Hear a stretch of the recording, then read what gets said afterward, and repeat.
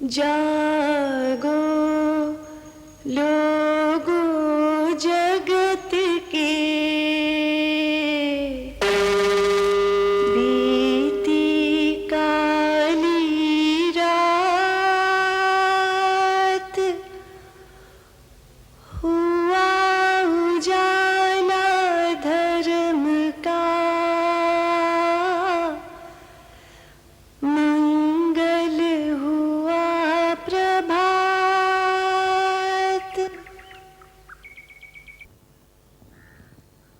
मन को विकारों से मुक्त करने वाली इस साधना का काम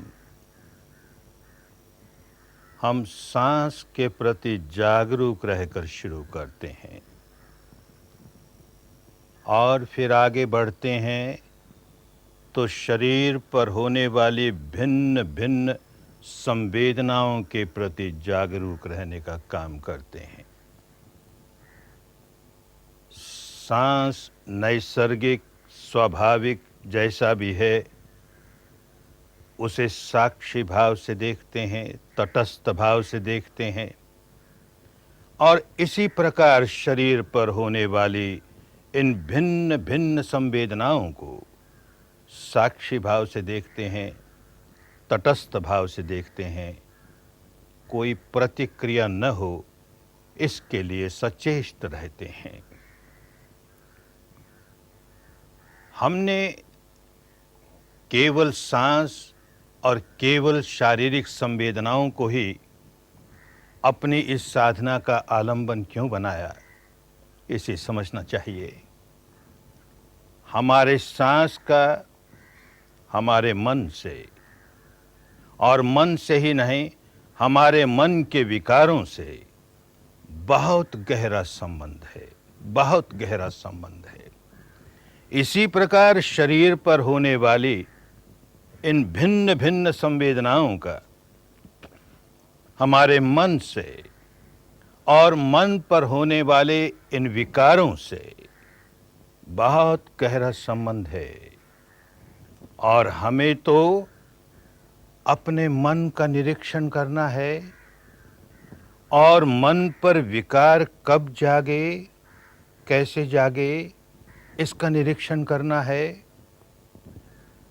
इन विकारों की उत्पत्ति कैसे होती है, इन विकारों का संवर्धन कैसे होता है और इस विद्या के द्वारा ये संवर्धन कैसे रोका जा सकता है और धीरे धीरे अपना स्वभाव पलटते हुए उस अवस्था पर पहुंचते हैं जहां विकारों का प्रजनन होना ही बंद हो जाए। पुराने विकार जो एकत्र किए हुए हैं उनका निष्कासन होते होते होते चित्त विकारों से नितांत विमुक्त हो जाए, नए विकार बने नहीं। पुराने जो एकत्र थे उनका निष्कासन हो गया तो चित्त नितांत निर्मल हो गया। इसलिए इन दोनों का उपयोग करते हैं, सांस का भी और शरीर पर होने वाली इन संवेदनाओं का भी। साधक स्वयं देखता है, सांस का निरीक्षण करते करते स्वयं देखता है कि जैसे ही मन में कोई विकार जागा, कोई पुरानी बात याद आई, उसको लेकर के विकार जागा, कोई क्रोध जागा, कोई भय जागा, कोई वासना जागी, जो विकार जागा, जागते ही सांस ने अपनी स्वाभाविकता खो दी। अब सांस स्वाभाविक नहीं रहा, जरा सा तेज हो जाएगा, जरा सा भारी हो जाएगा। साधक तो साक्षी भाव से देख रहा है, उसमें कोई परिवर्तन करने का काम उसका नहीं है। विकार जागा है और सांस जरा सा भारी पड़ गया है, तेज हो गया है। देखते देखते विकार दूर हुआ और जैसे ही विकार दूर हुआ सांस फिर स्वाभाविक हो गया। ओ, तो स्पष्ट मालूम होता है अनुभूतियों से मालूम होता है कि हमारे सांस का हमारे मन से और मन के विकारों से गहरा संबंध है। इसी प्रकार शरीर की संवेदनाओं को देखते देखते, साक्षी भाव से देखते देखते ये बात स्पष्ट होती है कि मन में कोई भी विकार जागे, उसके साथ साथ शरीर में कोई न कोई संवेदना जागती ही है। जैसे क्रोध जागा, जैसे ही क्रोध जागा सारे शरीर में गर्मी महसूस होने लगेगी, धड़कन बढ़ जाएगी, तनाव बढ़ेगा। ये सारे के सारे लक्षण क्रोध की वजह से शरीर पर होने वाली संवेदनाओं के हैं। इसी प्रकार जो भी विकार मन में जागेगा, यहां तक कि मन में कोई शब्द भी जागेगा तो शरीर पर एक संवेदना के साथ जागेगा। ये निसर्ग का नियम है। हमारे देश के उस महापुरुष ने जिस वैज्ञानिक ढंग से शरीर और चित्त के पारस्परिक संबंधों को विश्लेषण कर करके देखा, तो ये बात बड़ी स्पष्ट समझ में आई कि सब्बे धम्मा वेदना समोसरणा। पुरानी भाषा में धर्म कहते थे चित्तवृत्ति को। चित्त जो कुछ धारण करे, जो कुछ धारण करेगा, शरीर के संवेदनाओं के साथ उसका बहाव शुरू हो जाएगा। प्रकृति का नियम है।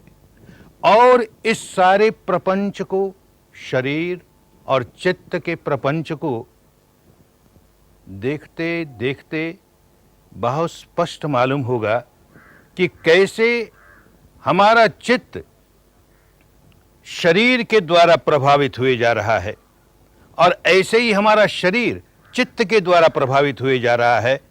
दोनों एक दूसरे को प्रभावित कर रहे हैं और भीतर ही भीतर कैसे प्रवाह चल रहे हैं, कैसे करंट्स चल रहे हैं, अंडर करंट्स चल रहे हैं, क्रॉस करंट्स चल रहे हैं, और हमें अपने बुद्धि के स्तर पर या मानस के ऊपरी स्तर पर कुछ पता ही नहीं क्या हो रहा है। इस विपश्यना साधना द्वारा हम मानस की गहराइयों की ओर यात्रा करते हैं, गहराइयों की ओर यात्रा करते हैं, तो ये सारा रहस्य हमारे सामने खुलता चला जाता है। किस प्रकार, किस चित्तवृत्ति के कारण, किस विकार के कारण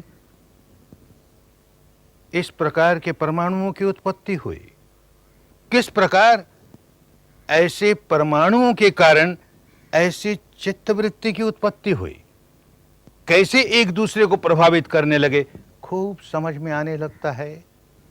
कुदरत का सारा कानून, निसर्ग के सारे नियम अनुभूतियों के स्तर पर स्पष्ट होते चले जाते हैं।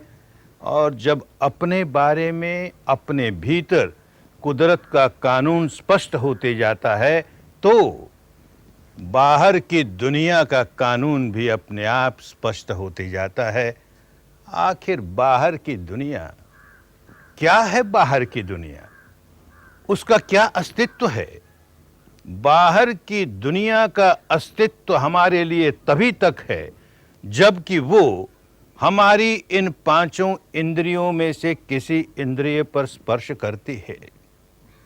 रूप का, रंग का, रोशनी का, आकृति का। इसका संसार तभी तक हमारे लिए संसार है जबकि ये हमारे चक्षु के, आंख के दरवाजों को आकर के स्पर्श करते हैं। अगर आंख न हो, जिस व्यक्ति के पास जन्म से आंख ही नहीं है, वो कभी जान ही नहीं पाएगा कि इस संसार में कोई रंग भी होता है, कोई रूप भी होता है, कोई रोशनी भी होती है। कुछ नहीं जान पाएगा, उसके लिए ऐसा संसार है ही नहीं। ऐसे ही शब्द कान को लगते हैं तो उनका अस्तित्व है। शब्द के संसार का अस्तित्व हमारे लिए तभी है जबकि वो हमारी कान की इंद्रिय पर लगते हैं। ऐसे ही गंध का संसार हमारे लिए तभी तक है जबकि हमारे नाक को स्पर्श करता है। रस जब हमारे जीभ को स्पर्श करता है, कोई स्पर्शव्य पदार्थ जब हमारी त्वचा को स्पर्श करता है, तो ही उसका अस्तित्व है, अन्यथा अस्तित्व नहीं। तो ये बाहर की दुनिया का भी हमारे मानस से क्या संबंध है, ये बहुत स्पष्ट मालूम होने लगता है।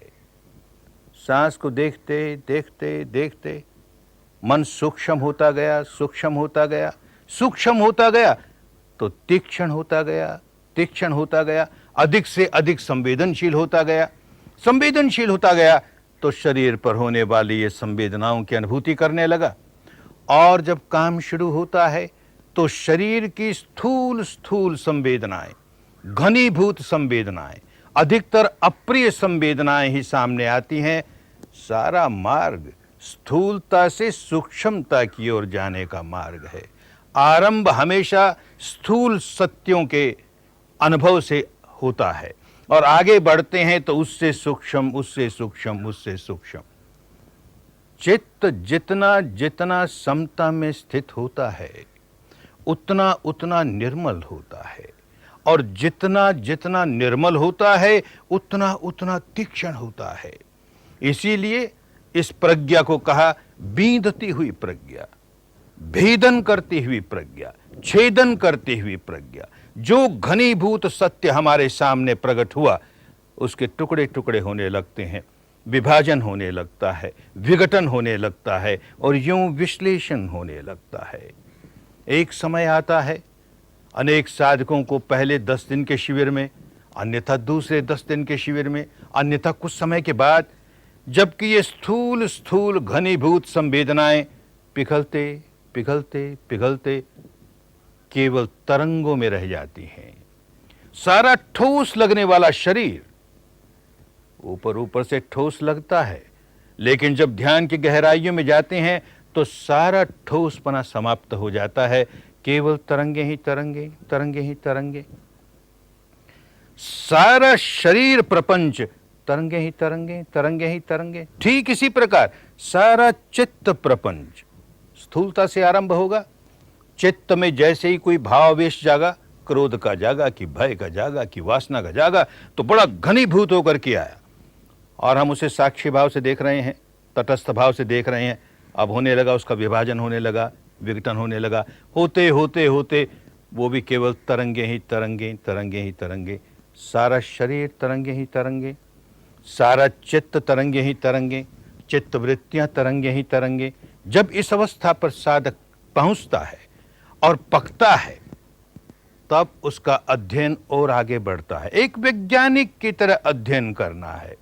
किसी बात को इसलिए नहीं मान लेना कि हमारे गुरु महाराज ने कहा है इसलिए ठीक होगा, भगवान बुद्ध ने कहा इसलिए ठीक होगा, अमुक शास्त्र ऐसा कहते हैं ठीक होगा। लेन देन नहीं, हमारी अनुभूति पर क्या उतर रहा है।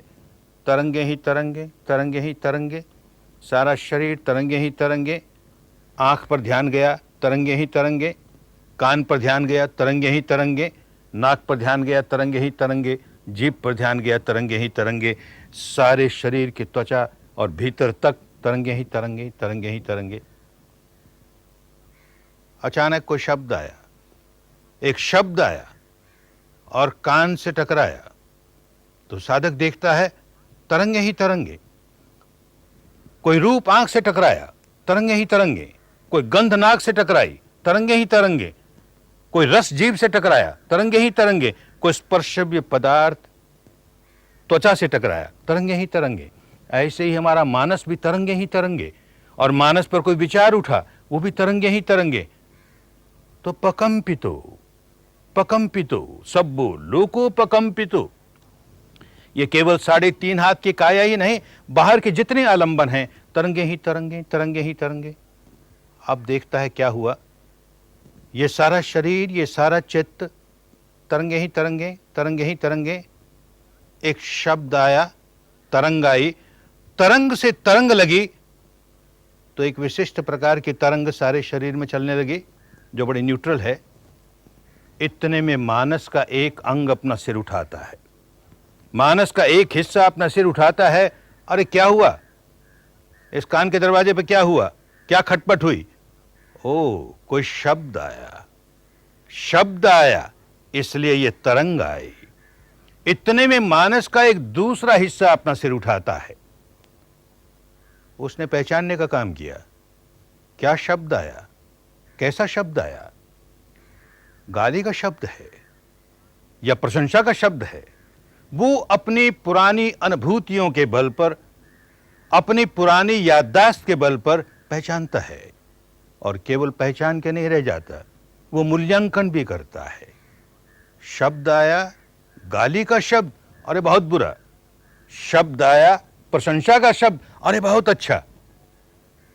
मानस के इस दूसरे खंड ने जैसे ही मूल्यांकन कर दिया, साधक देखेगा कि सारे शरीर में जो तरंगें चल रही थी, जो बड़ी न्यूट्रल थी, अब मूल्यांकन हुआ कि गाली है और बहुत बुरी है। देखेगा सारे शरीर में दुखद ही दुखद, दुखद ही दुखद, सारी संवेदनाएं दुखद बन गई। प्रशंसा है, बहुत अच्छा है, मूल्यांकन हुआ बहुत अच्छा है, इतने में देखेगा सारे शरीर में सुखद ही सुखद, सुखद ही सुखद। तो मानस का तीसरा खंड इन संवेदनाओं को भोगने का काम करने लगा, संवेदनाओं को अनुभव करने का काम करने लगा। इतने में मानस का चौथा खंड अपना सिर उठाता है। सुखद है तो बड़ी अच्छी लगी, तो और चाहिए, और चाहिए, प्रतिक्रिया करता है, और चाहिए, और चाहिए।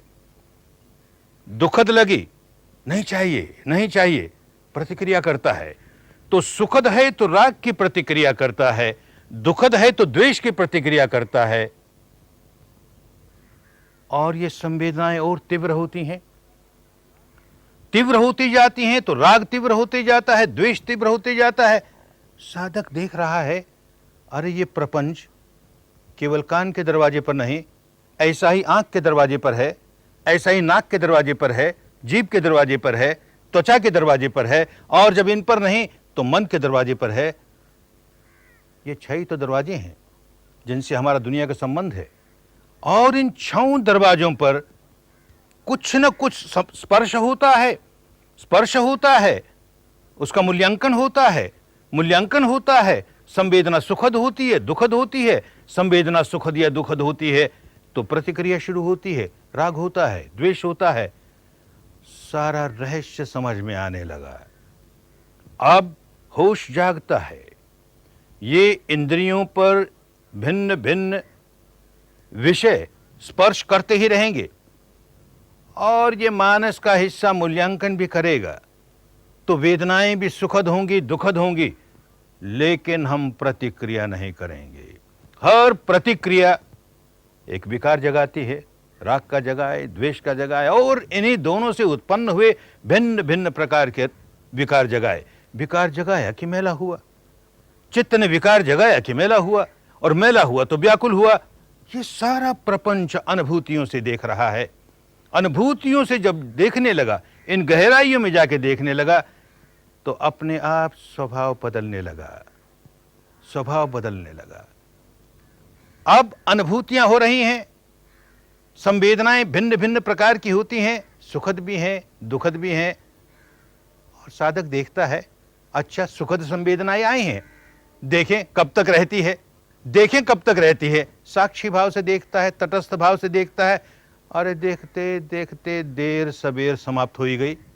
दुखद संवेदना आई है तो देखें कितनी देर रहती है, देखते देखते देखते समाप्त हो ही गई। यूं खूब समझ में आता है कि सारी संवेदनाएं, शरीर और चित्त से उत्पन्न होने वाली ये सारी संवेदनाएं अनित्य हैं, नश्वर हैं, भंगुर हैं, परिवर्तनशील हैं। इनका उत्पाद होता है, व्यय होता है। ये केवल तरंगे ही तरंगे, तरंगे ही तरंगे।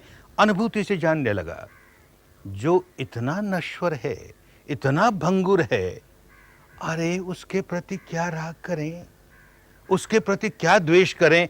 स्वभाव पलटने लगा। अब उसे केवल साक्षी भाव से देख रहा है, तटस्थ भाव से देख रहा है। तो वो स्वभाव शिकंजा जिसका कि मानस बंदी बन गया था, जब देखो तब भीतर ही भीतर कोई न कोई सुखद अनुभूति होगी और वो राग पैदा करेगा, कोई न कोई दुखद अनुभूति होगी और वो द्वेष पैदा करेगा। अब वो शिकंजा टूटने लगा, टूटने लगा। ये नहीं कि 10 दिन की साधना में ही इस स्वभाव शिकंजे से बिल्कुल बाहर निकल आएंगे। एक रास्ता मिलता है कि मानस के गहराइयों तक पहुंच कैसे हो। ये शरीर पर होने वाली संवेदनाएं हमारे अंतर मन से जुड़ी रहती हैं, हमारा अंतर मन प्रतिक्षण शरीर के संवेदनाओं के साथ जुड़ा रहता है और प्रतिक्षण प्रतिक्रिया करते रहता है। हम धर्म के बारे में बहुत अच्छी अच्छी बातें जो सुनते हैं, उनका हमारे मानस पर जो असर होता है वो केवल सतही सतही ऊपर ऊपर होता है, बुद्धि के स्तर पर होता है, और वो सारे मानस का मुश्किल से 5% होगा। पुरानी भाषा में इसीलिए उसे परित्त चित्त कहा। बड़ा छोटा सा चित्त है, परमित चित्त है, उसे हम सुधारते हैं। अच्छा है, उतना ही सुधरे, लेकिन अंदर जो घनीभूत विकारों का भंडार है वो वैसे का वैसा रह गया। और जब तक ये नहीं निकला तब तक विकारों से हमारी मुक्ति नहीं हुई। और विकारों से मुक्ति नहीं हुई तो ऊपर ऊपर से हम 1000 सुधार करके रह गए। ये भीतर वाले विकार जब देखो तब ज्वालामुखी की तरफ फूटेंगे और फिर हम पर छा जाएंगे, क्योंकि हमारा स्वभाव नहीं टूटा। विकार पैदा करने वाला स्वभाव नहीं टूटेगा तो हम विकारों से मुक्त नहीं हो सकते। सारी की सारी साधना इसी बात के लिए है कि अंतर मन की गहराइयों में जाकर के वहां प्रज्ञा जगाएं, प्रत्यक्ष ज्ञान जगाएं और अपने चित्त को इन विकारों से विमुक्त करते चले जाएं, विमुक्त करते चले जाएं। बड़ा मंगल, बड़ा कल्याण। विकारों की विमुक्ति में मंगल ही मंगल, कल्याण ही कल्याण, कल्याण ही कल्याण।